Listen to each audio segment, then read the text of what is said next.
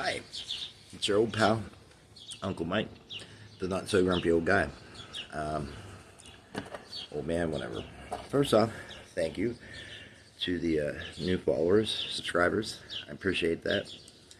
I never really did this. I'm not really doing this, I guess, for anything. It's just, but it is kind of cool. So thank you and welcome. And anybody that wants to subscribe, there's a button somewhere on that page. Um, what I wanted to talk today about, well, I don't know. No, I actually do.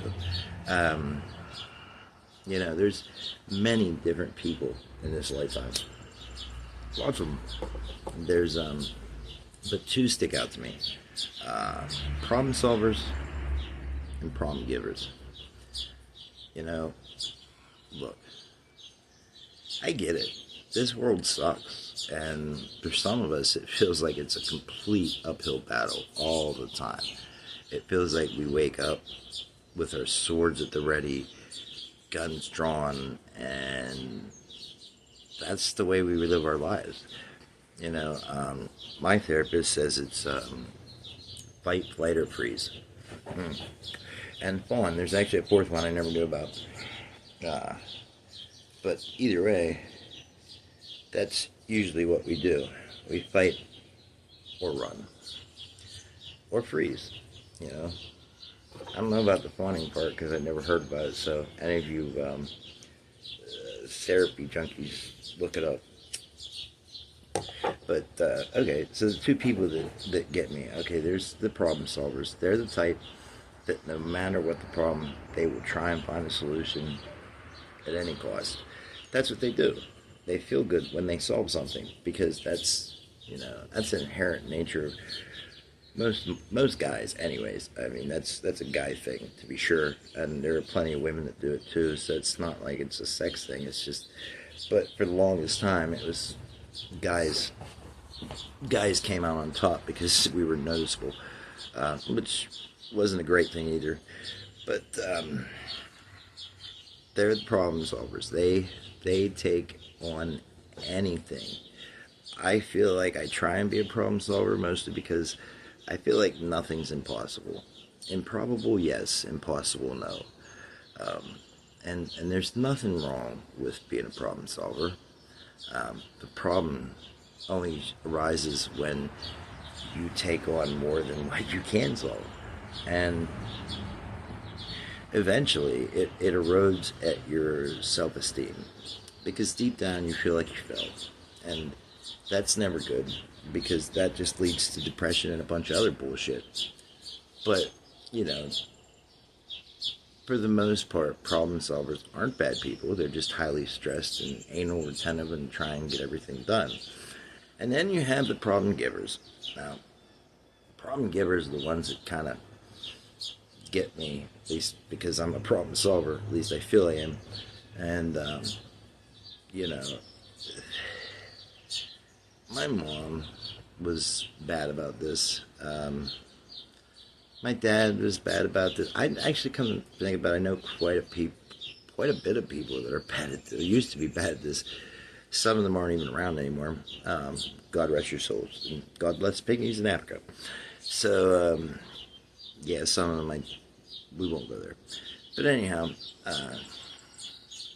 I have known a lot of problem givers in life. And they're the types that for every solution that you give, they come up with another problem. That doesn't work in life. I'm sorry. I get it. You might have 1,000 problems, but unless you tackle one at a time, you're never going to get through them. They're just going to get bigger, and you're going to need more help, which, as a problem giver, you're not likely to ask for.